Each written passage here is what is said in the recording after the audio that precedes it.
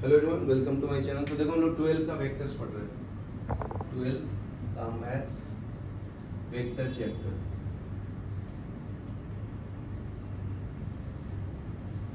ठीक है, तो देखो 12th में in a triangle ABC D and E are the point on BC and AC respectively such that. तो एक ट्रायंगल ड्रॉ कर लो एबीसी। ठीक है, D and E are the point on BC. D और E ये point है BC और AC पे सच दैट जो BD है ना जी वो 2 टाइम्स ऑफ BC है। ठीक है, BD is 2 times of BC and AE is equal to 3 times of EC है। ये गिवन है आपका। ठीक है, late P be the point of intersection of AD and BE। ये AD और ये B, ये पॉइंट P है intersection point. Let P be point of intersection of AD and BE। Find BP by PF using vector method। Using vector methods। ठीक है, तो solution देखो BP by PF find करना। BP by PF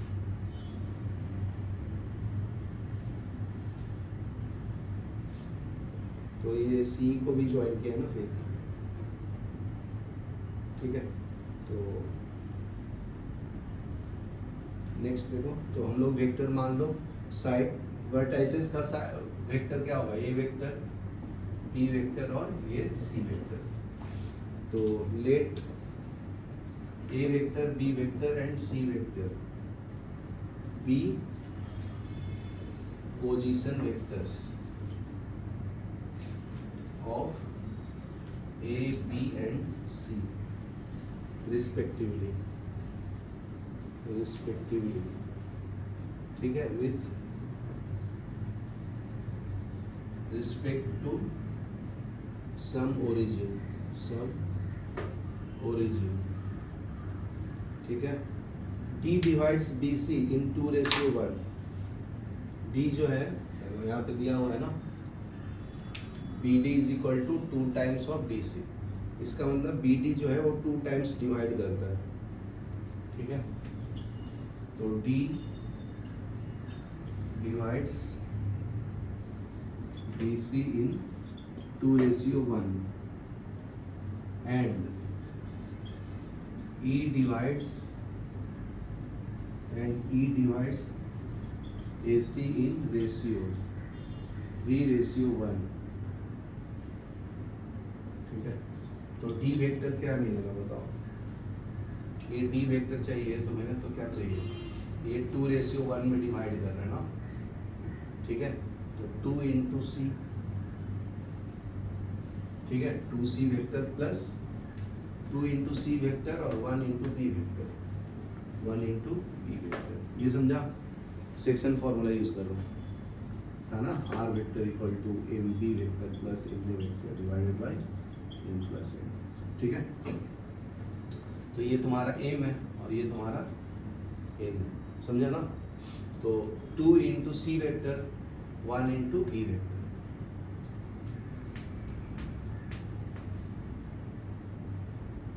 ठीक है, divided by 2 + 1। उसी तरह से ई वेक्टर को भी हम लोग फाइंड कर सकते हैं। ये वाला इसने भी बोला ना कि ए जो है वो 3 टाइम्स ऑफ BC है। इसका मतलब ये 3:1 है। ये वाला AC A equal to 3 times of EC है ना, तो 3 इंटू सी वेक्टर 1 इंटू ए वेक्टर। समझा, तो ये लिख लो। तो A vector 1 into A vector plus 3 into C vector divide by 3+1, ये समझा? तो ये E vector is equal to क्या आ गया, ये आ गया A vector plus 3c vector divide by 4, ठीक है। और यहाँ से D vector is equal to क्या आ गया, 2c vector plus b vector divide by 3, ठीक है। अभी late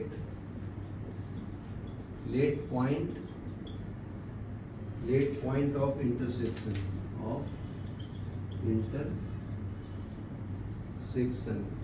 P of AD and BE, AD and BE,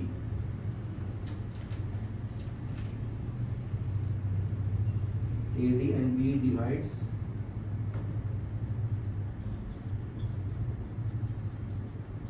B, AD and BE divides B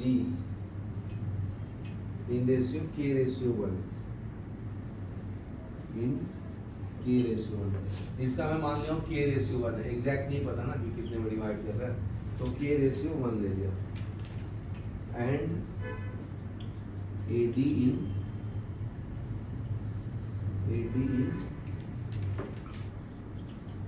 ratio M ratio A, ठीक है।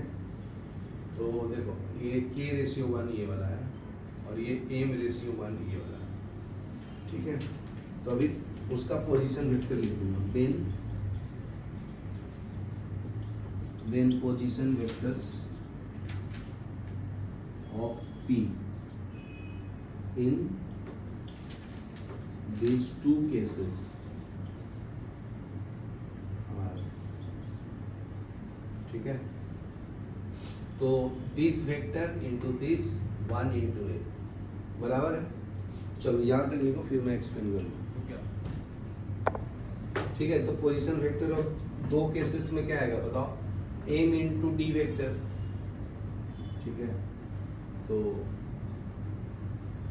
M into D vector plus 1 into A vector, 1 into A vector divide by M plus 1, ठीक है। तो इसमें value भी डाल दो, T का वैल्यू क्या फाइंड किया हम लोग, ये फर्स्ट इक्वेशन है, ये आपका सेकंड, ठीक है। तो फर्स्ट का वैल्यू सेकंड में डाल दो, ये थर्ड में, पुटिंग फर्स्ट इन सेकंड, क्या मिलेगा, एम डी वेक्टर का वैल्यू क्या है, 2c vector plus b vector divide bye 3 plus 1 into ए vector divide bye m plus n था ना, m प्लस 1, ठीक है, ये समझा। अभी दूसरा पोजीशन वेक्टर क्या था, दूसरा पोजीशन k रेशियो 1 है ना, k रेशियो 1, तो k इंटू e वेक्टर और 1 into b vector, 1 into A B vector, ये बी है ना, डिवाइड बाय k प्लस 1। अभी सेकेंड इक्वेशन से देखो, e का वैल्यू इसमें डाल दो, इसमें आ रहा है ना e, तो ये सिंप्लीफाई हो जाएगा ना, इसको फोर्थ ले लो, उसको second, putting second in fourth, क्या मिलेगा, k, e क्या मिलेगा, a vector plus 3c vector divide plus b vector divide bye k plus 1, तो ये क्या आ जाएगा,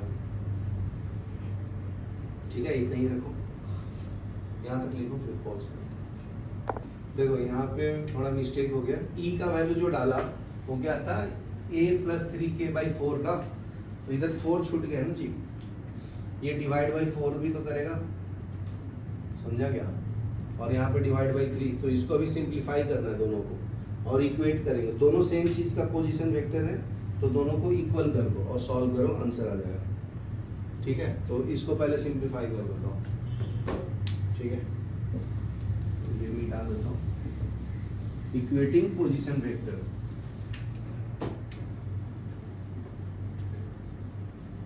इक्वेटिंग पोजीशन वेक्टर्स, ठीक है। तो ये क्या मिलेगा, इसको सिंप्लीफाई करेंगे तो ये हो जाएगा m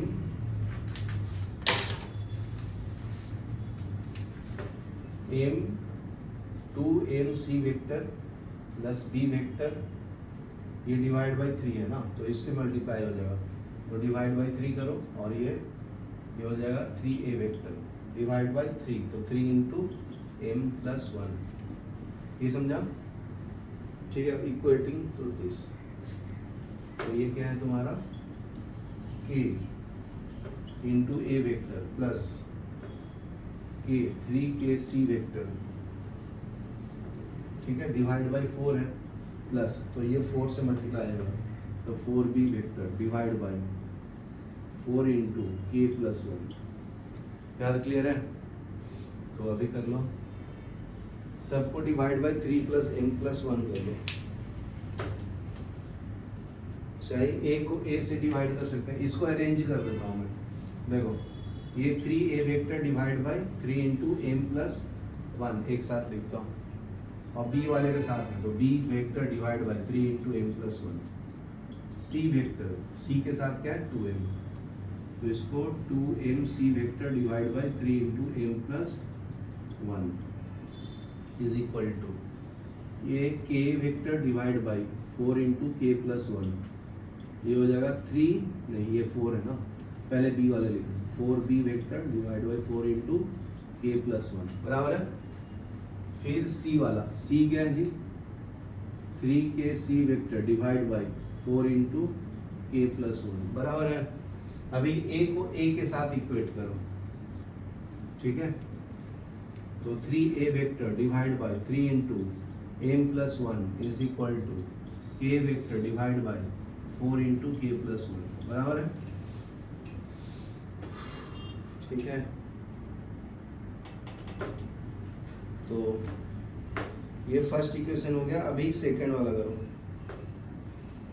इसको सिंप्लीफाई करना है तो कर लो, तो ये हो जाएगा a vector divide by m plus 1 is equal to k vector divide by 4 into के प्लस 1, ठीक है। और a भी कैंसिल कर दो, सिंप्लीफाई कर दो, तो ये क्या मिलेगा तुम्हें 1 upon m plus 1 is equal to k upon 4 into के प्लस 1, ठीक है, ये समझा।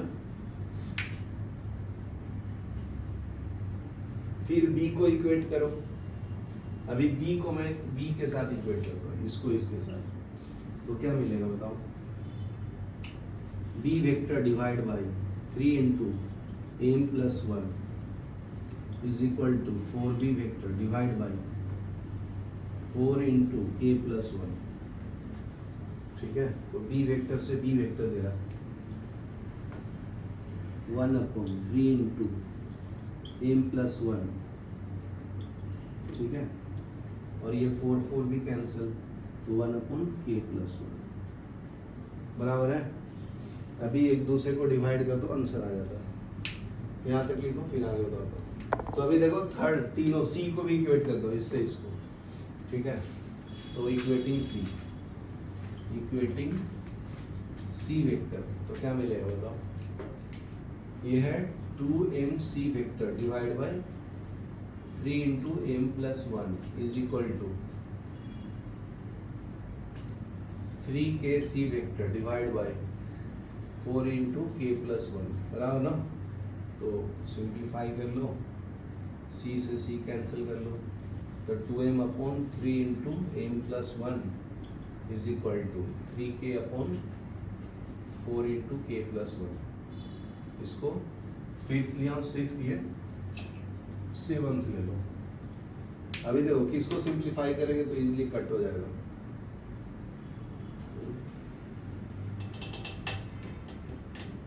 बताओ 3/2 को डिवाइड करेंगे तो डिवाइडिंग 3/2 करो, डिवाइडिंग 7/6,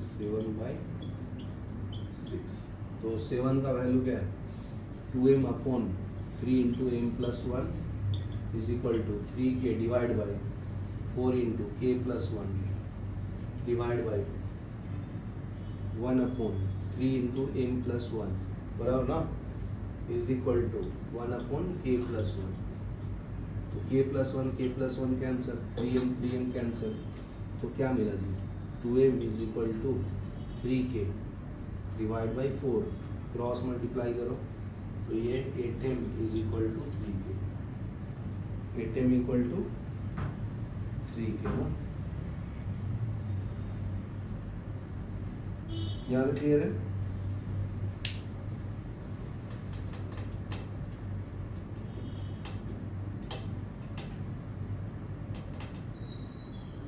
एक मिनट पॉज कर लो।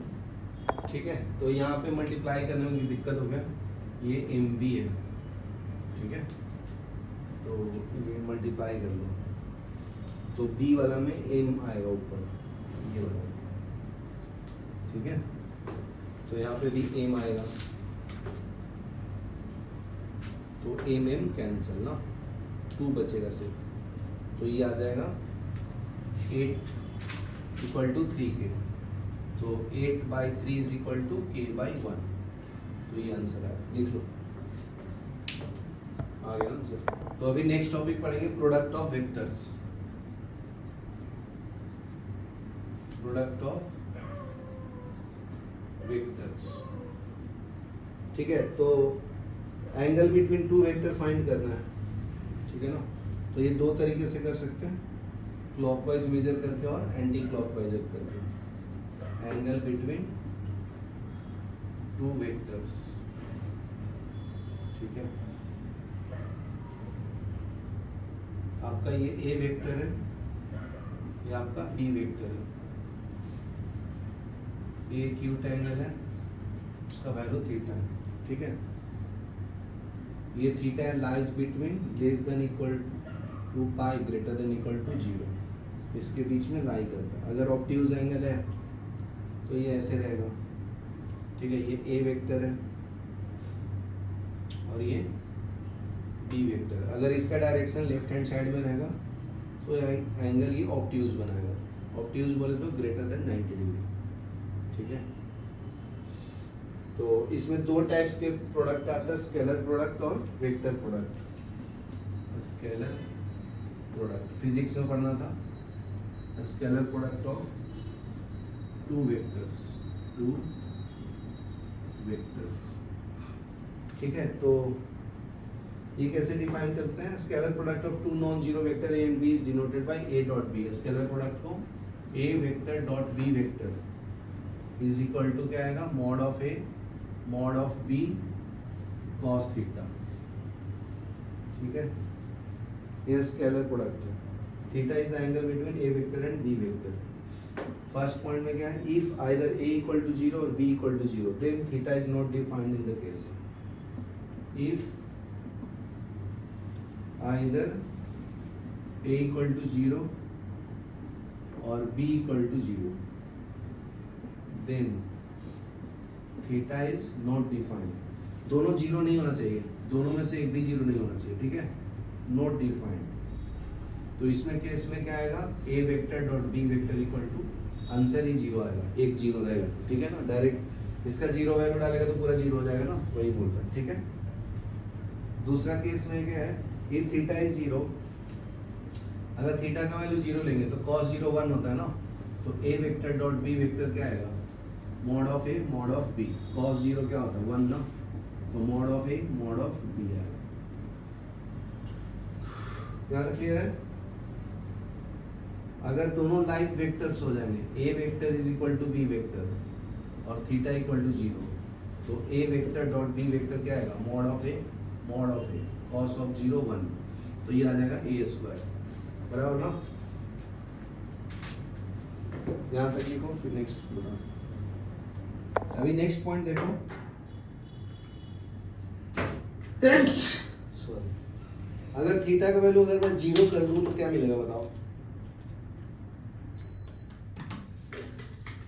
बताओ, थीटा का वैल्यू 0 तो बता दिया, पाई बताना है ना अभी, थीटा का वैल्यू पाई, तो a vector dot b vector is equal to mod of a mod of b cos of pi, cos pi क्या होता है -1, तो mod of a mod of b ये हो जाएगा -1, तो minus mod of a mod of b, a dot b vector,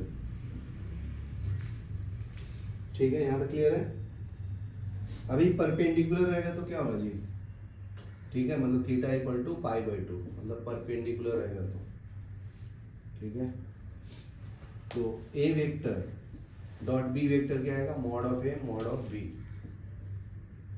cos pi by two, तो mod of A mod of B cos pi by two zero, तो ये पूरा zero हो जाएगा, A vector dot B vector. इसका मतलब A vector जो है परपेंडिकुलर टू बी वेक्टर है, ठीक है।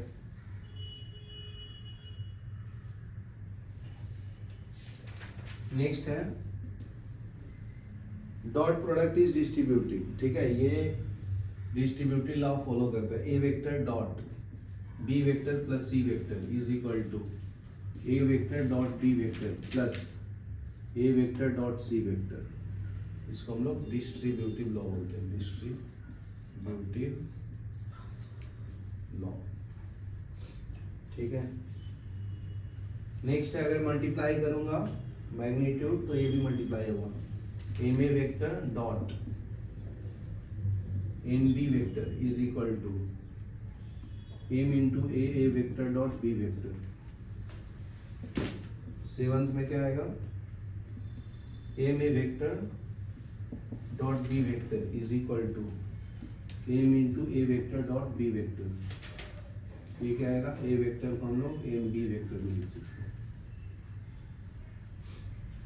ठीक है। सेवन देखो, सेवन एट में क्या है, mod of A vector dot B vector less than equal to mod of A mod of b, ठीक है। इसको हम लोग कॉची श्वार्ट्ज इनइक्वालिटी बोलते हैं, ठीक है, ये लिख लो फिर आगे बढ़ते हैं। Angle between two vectors, finding angle between two vectors, ठीक है। तो थीटा लाइज बिटवीन 0 टू पाई, तो cos थीटा को हम लोग कैसे लिख सकते हैं, A vector dot B vector divide by mod of A mod of B vector, ठीक है। तो ये एंगल बिटवीन टू वेक्टर्स देगा, ठीक है। तो इसमें नोट दिया, उसकी जरूरत नहीं अपने को, एक बता देता हूँ। जैसे देखो अगर theta less than pi by two है, greater than equal to zero है, ठीक है, then cos theta is equal to क्या आएगा, मॉड ऑफ ए, मतलब A vector dot B vector divide by mod of A vector mod of B vector greater than zero होगा, ठीक है, that is A vector dot B vector greater than zero, ठीक है। अगर theta pi by to हो जाएगा तो क्या मिलेगा जी, theta equal to pi by two, ठीक है। तो cos theta is equal to क्या मिलेगा, A vector dot B vector divide by mod of A vector mod of B vector, ठीक है। तो cos pi by two zero होता है ना, तो ये डायरेक्ट जीरो लिख लो, ठीक है। अभी दो वेक्टर को मल्टीप्लाई करना है, लाइक वेक्टर को वन आता है आंसर, ये फिजिक्स में भी था ना। जैसे आई डॉट आई वेक्टर, तो दोनों का एंगल कितना है, जीरो ना, तो कॉस जीरो वन होता है, तो इसकी वैल्यू वन आएगा, ठीक है। तो लाइक वाले का वैल्यू क्या आएगा, सेम, जैसे जे जे के ये यूनिट वेक्टर सबका वैल्यू क्या आएगा, वन, ठीक है। अगर इसी में दूसरा रहेगा, जैसे ये मान लो एक्स एक्सिस पे आई है, वाई एक्सिस पे जे, जेड एक्सिस पे के वेक्टर, ठीक है। तो एक दूसरे के ये परपेंडिकुलर है ना, तो cos 90 क्या होता है, जीरो, और आई डॉट आई करेंगे, देखो याद रखना, cos 0 1 और cos 90 0, तो देखो आई डॉट आई है लाइक टर्म्स, तो इसी के ऊपर दूसरा आई है, तो इनके बीच में एंगल क्या है, जीरो, तो इसलिए वन आता है, समझा ना, याद रखना। और अगर आई डॉट जे लिखूंगा तो ये दोनों का बीच एंगल 90 डिग्री हो गया, तो 90 में तो जीरो। अगर दो अनलाइक वेक्टर्स हो गए, अनलाइक वेक्टर्स, तो उसकी एंगल क्या होगा? 0।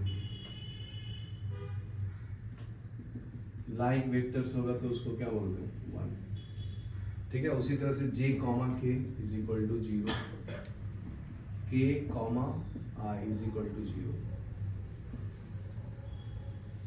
ठीक है, दूसरा अगर स्केलर प्रोडक्ट निकालो, जैसे ए वेक्टर को मैं रिप्रेजेंट करता हूं a1i plus a2j plus a3k vector, और B vector is equal to क्या आएगा? b1i b2j plus b3k। तो a vector dot b vector is equal to क्या आएगा? ये दोनों को मल्टीप्लाई करो, a1 b1 plus a2 b2 plus a3 b3, ये आएगा a vector dot b vector. ठीक है, ये लिख लो। नेक्स्ट देखो, ये पढ़ेंगे हम लोग direction angle and direction cosine, ये इंपॉर्टेंट है। Direction angle and direction cosine.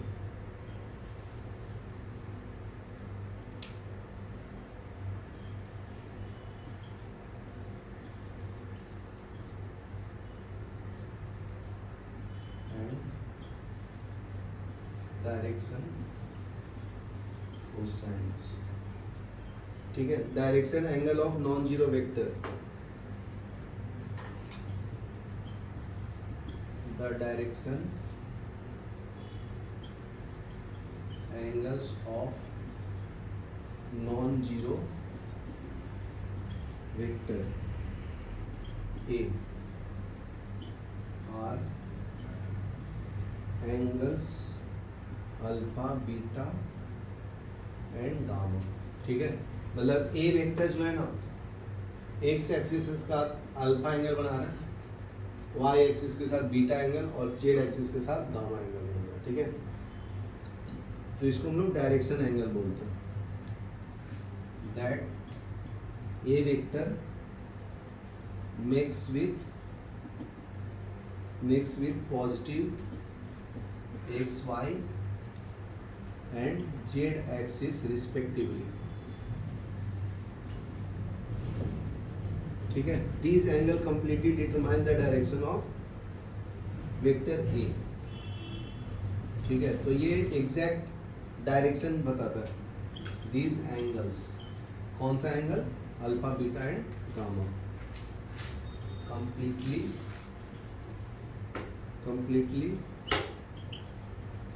determine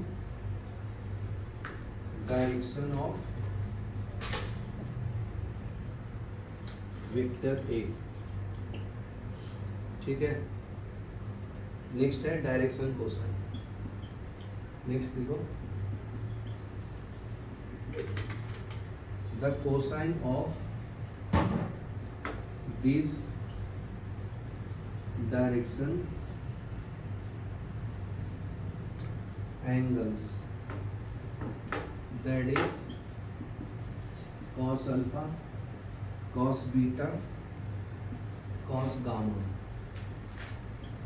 are called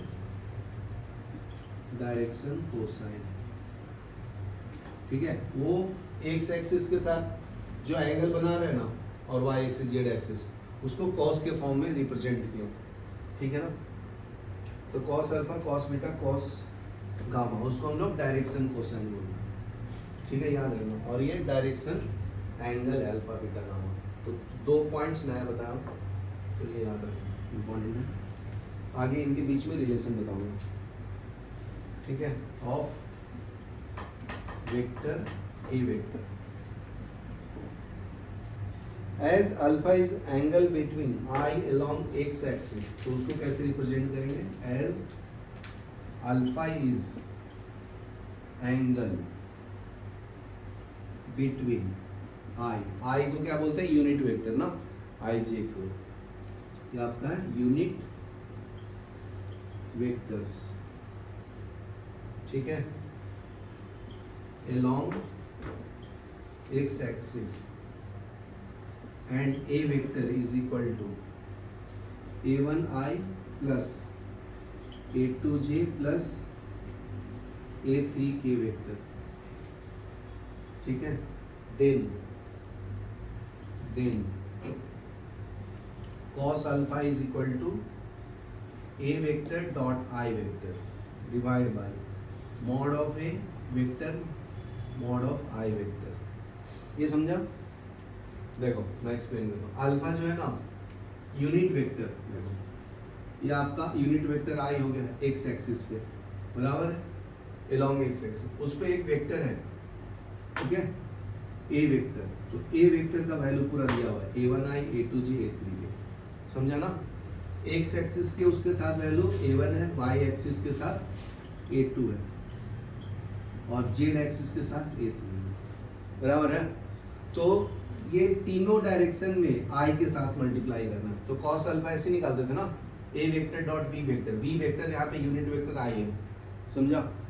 तो इसको इस तरह से फाइंड किया अल्फा का वैल्यू, ठीक है। और एक्सप्लेन करना है तो A का वैल्यू डाल दो, तो A का वैल्यू क्या है A1i plus A2j plus A3k, समझा।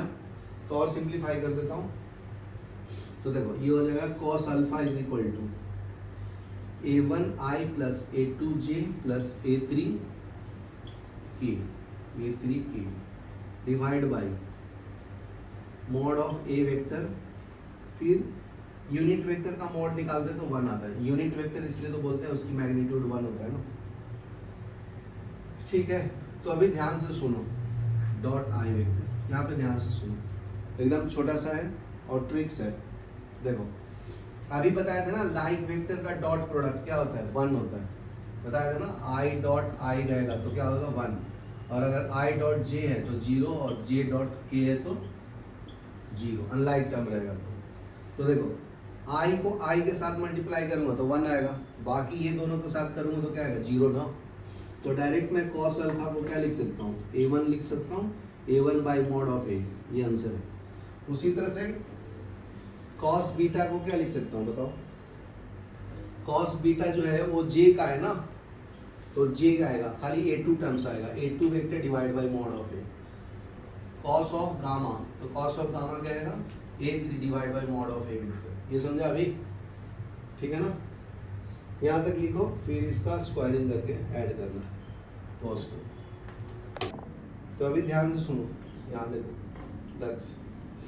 तो अगर मैं इसको इक्वेशन 1 ले लेता हूँ, इसको 1, इसको 2 और इसको 3, ये तीनों को स्क्वायर करके ऐड करूंगा तो क्या मिलेगा बताओ। Squaring and adding equation 1, 2 and 3 क्या मिलेगा बताओ। ये हो जाएगा cos स्क्वायर अल्फा, ये हो जाएगा cos स्क्वायर बीटा, और ये हो जाएगा cos स्क्वायर गामा, प्लस ना, प्लस cos स्क्वायर गामा। तो ये क्या हो जाएगा बताओ, ये हो जाएगा A1 स्क्वायर डिवाइड बाई, इसका मॉड निकालूंगा तो क्या आएगा जी, हेलो, इसका मॉड निकालूंगा वेक्टर का तो क्या आएगा बताओ, A1 square plus A2 square plus A3 का स्क्वायर, ये समझा। और इसका स्क्वायर करना है ना, तो ये अंडर रूट हट जाएगा, plus A2 square divide by mod of A1 square plus A2 square plus A3 square का होल स्क्वायर। उसी तरह से A3 square divide by A1 square plus A2 square plus A3 square का square करेंगे।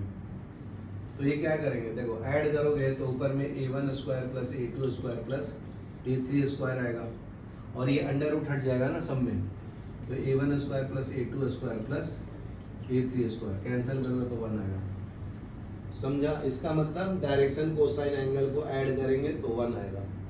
तो ये फॉर्मूला मिल गया तुम्हारा। तो cos square alpha plus cos square beta plus cos square gamma is equal to 1, ठीक है। ये लिख लो, ये प्रूफ हो गया।